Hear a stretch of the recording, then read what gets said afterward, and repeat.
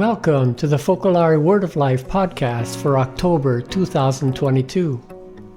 My name is Nick Cianfrani and I'll be your host. The Word of Life is a phrase chosen from Scripture each month and shared around the world and that we're all invited to live by. This month's Word of Life says, "For God did not give us a spirit of cowardice, but rather a spirit of power and of love and of self-discipline." 2 Timothy chapter 1, verse 7. The four experiences that we are about to listen to are quite powerful. They show us that it is possible to put the gospel sentences into practice. And the consequences are evident. Situations are resolved, and those who experience suffering find consolation and courage. St. Paul, in this month's Word of Life, gives us the assurance we need to gain the strength to go against the current. Authentic Christians are not cowards, but are given the graces necessary to be courageous and ready to face difficult situations in their daily lives. Let's use this month to grow in our resolve to be witnesses to God's plan.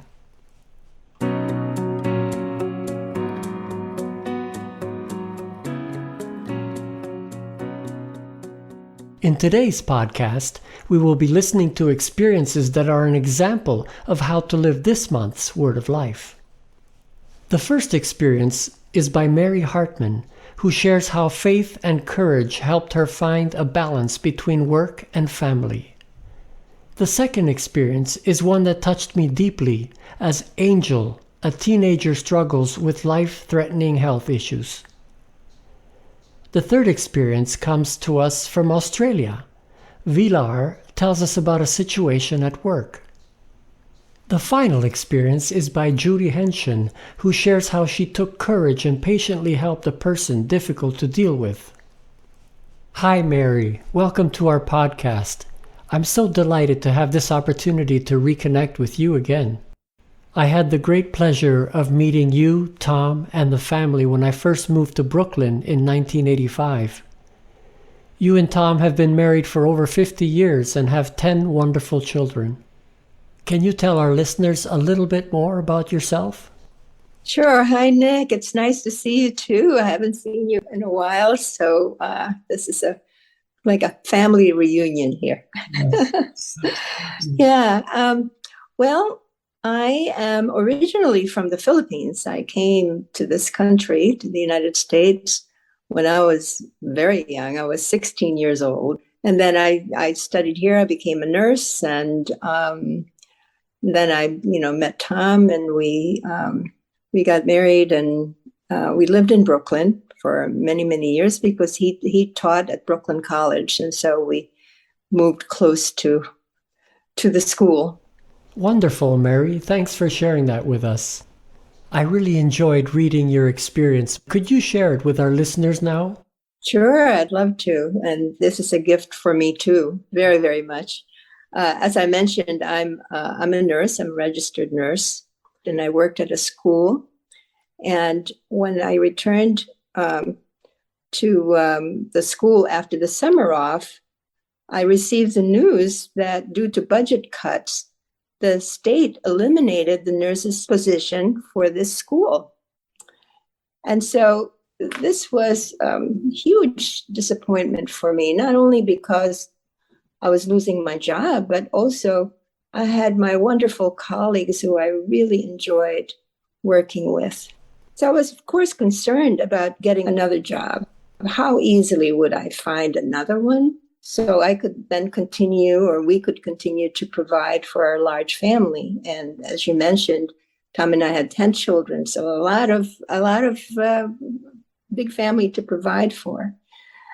But after a little bit of the search, I did find another job. So that was I was very, very grateful for that. This time it was working for a home care agency rather than a school. But it was further away from home. So I had to trade my flexible hours for longer hours, which meant less availability for our family. And I would leave at 8 in the morning and not return until 6 in the evening, 4 days every week. And since it was more stressful, I was exhausted and unable to really care for the family when I returned home from work. So I remember arriving at work one day and I was struggling with myself and questioning why I was doing what I was doing. I understood a long time ago that God had entrusted them to me.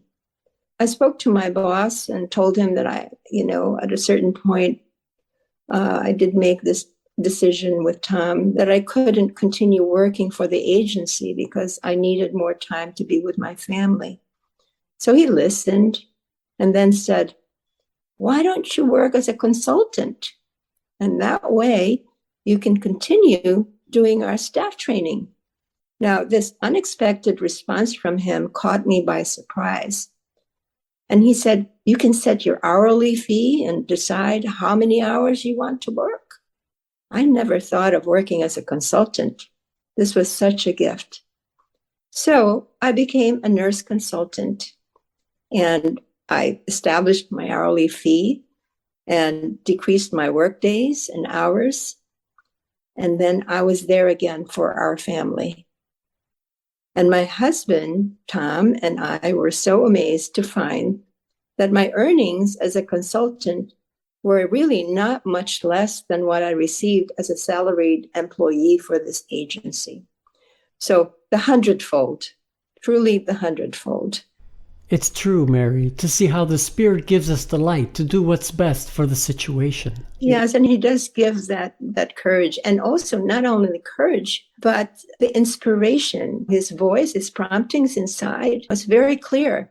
Sometimes go here, do this, do that. Very real, his presence. Thanks for sharing your wonderful experience with us, Mary. And I'd like to let our listeners know about an inspiring interview with your husband, Tom. The interview is entitled Older and Happier, an interview with Tom Hartmann, and it can be found on YouTube on the Focolare Media channel. I encourage you to watch it as it is very inspiring. Thank you, Nick. It was wonderful to see you and to be with you.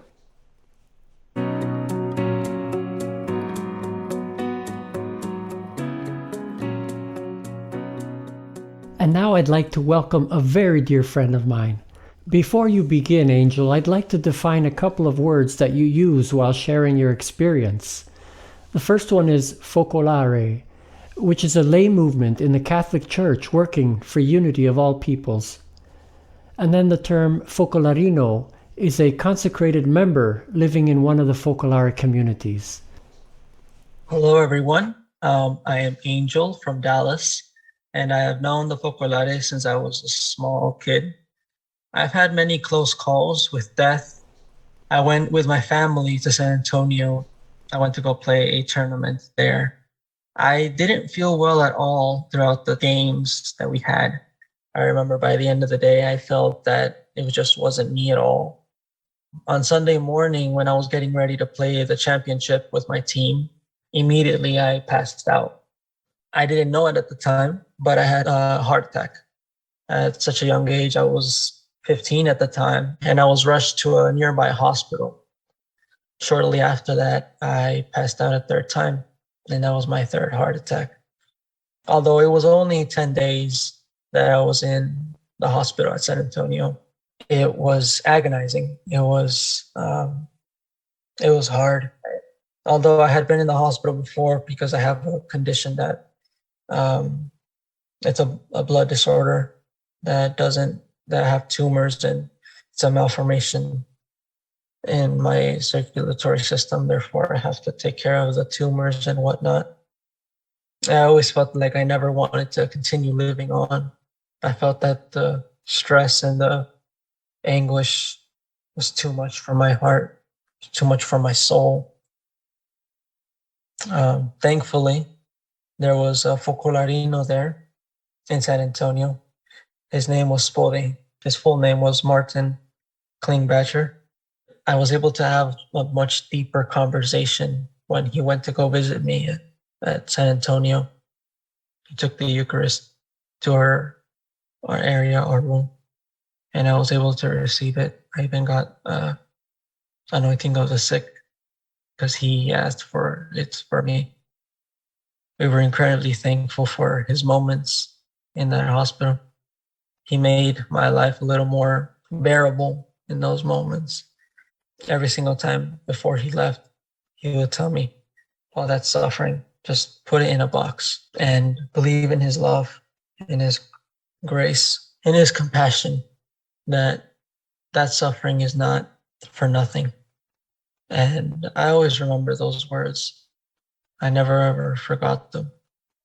They always made me realize that no matter how tough my situation is, to trust that God is there suffering with you. He is there to carry us off our feet when we can no longer walk the path of life. Later on, of course, I heard that he was in a weakened state. And I think after his death, I remember going to his funeral mass in San Antonio. And one thing that did make me cry was that he considered me a big part of his last years. To this day, I don't know what I did to deserve such high honor, but I hope that he can continue to vouch for me in heaven. Baldy was not only a mentor, guide, and a friendly person to everyone around him. He was also my best friend, one that took years to find, and one that hopefully I get to see again someday. Thank you. Thank you, Angel, for sharing such a profound and personal experience with us. A written version of Angel's experience can be found in the October issue of Living City magazine.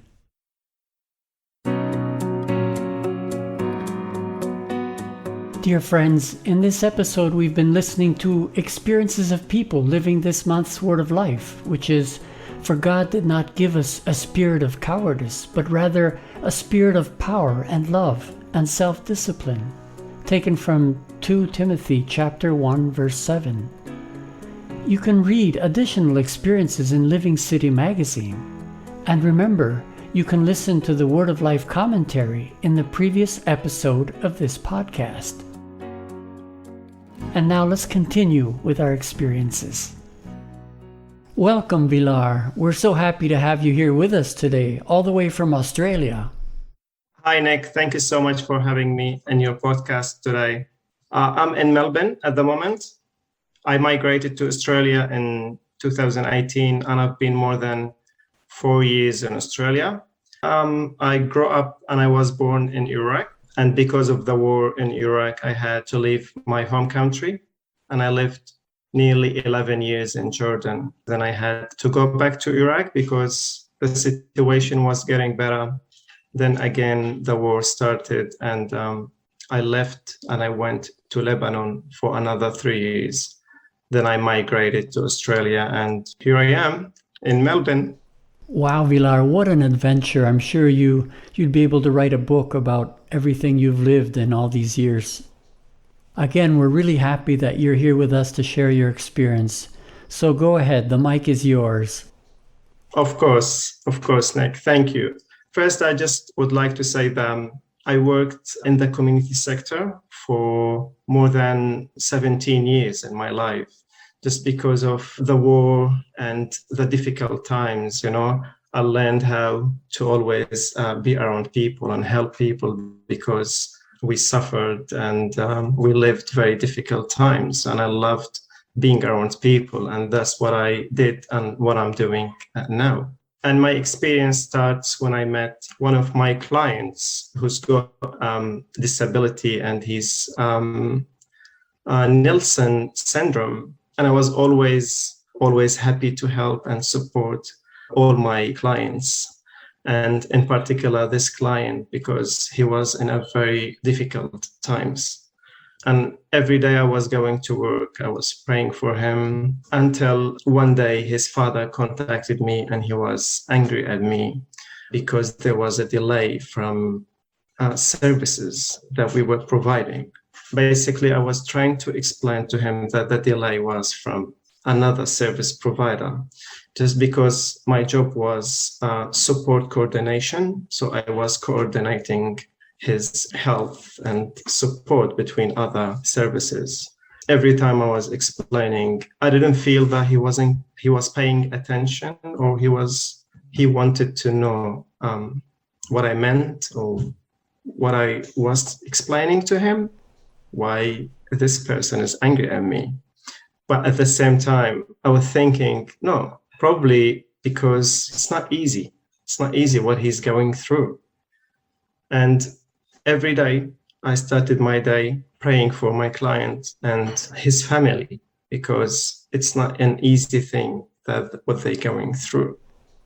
One day we heard that he was hospitalized and he couldn't make it, and he passed away the following day.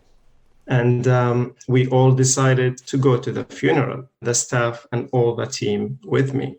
I never felt like I was angry. I really wanted to go and, be with his dad in these times, Yeah, I went and I really hugged him, and he saw everyone from the office, and he was so happy that he saw us.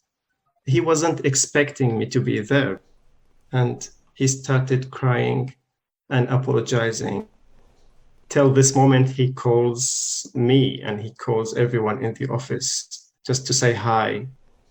Thank you for your beautiful experience, Vilar. We've enjoyed having you with us today. Yes, Nick, thank you.